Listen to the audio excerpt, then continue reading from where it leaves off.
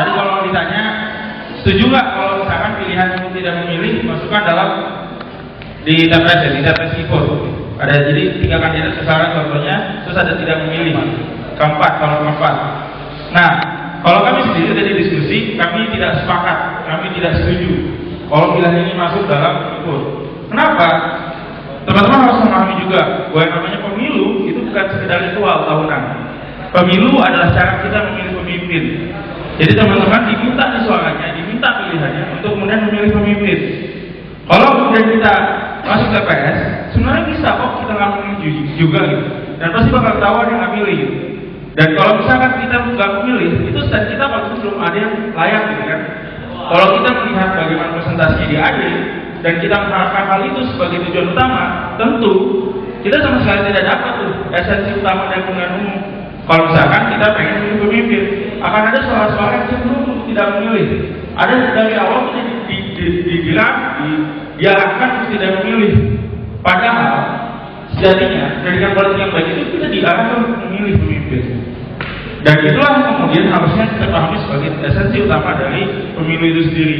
Kalau misalnya di kampus itu bentuk pembelajaran sederhana bahwa kita kemudian harus memahami, kita nggak sekedar kemudian bilang bahwa ini kok belum ada layaknya, terus kita pilih nggak milih.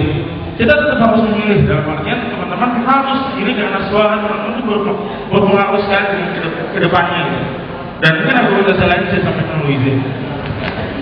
Ya baik teman-teman semuanya, konsekuensi lain ketika ada opsi tidak memilih dalam report itu nanti seperti yang telah disebutkan oleh rekan saya Hasan ya, bahwa kecenderungannya ketika orang yang datang ke TPS itu bimbang, lalu nggak memilih yang mana, lalu ketika mereka berpikir lagi mereka akan cenderung untuk memilih tidak memilih. Lalu nanti ketika dikalkulasikan, misalnya ketika calon ada opsi keempat tidak memilih, ternyata jumlah yang tidak memilihnya lebih banyak daripada calon-calonnya. Jadi yang tidak memilih menang dong. Gitu. Jadi nggak ada pemimpin dong ya. Nah seperti itu kenapa kami tidak setuju ketika tidak memilih itu masuk ke dalam opsi. Karena dialektika ketika kita menentukan pilihan itu sebenarnya terjadi sebelum kita masuk ke TPS. Ketika formatnya telah diperbagus oleh Ikhwan ya. Sebenarnya ketika kita datang ke TPS lalu masuk untuk memilih itu kita udah punya keputusan. Sedangkan kita berpikir untuk memilih atau tidak memilih itu sebelum ke TPS. Jadi berpikirlah dipelajari siapa kandidatnya, apa yang dibawa. Jadi langsung memilih yang rasional. Ketika belum bisa memilih, belum kayak dipilih, coba cari lagi karena esensi dari pemilu itu sendiri adalah partisipasi dari teman-teman semuanya. Pemilu itu adalah sebuah political engineering, rekayasa politik untuk bisa mengakumulasikan suara-suara yang ada untuk bisa menghasilkan pemimpin yang baru. Apa jadinya ketika pemimpin yang baru itu nobody, tidak ada, aneh.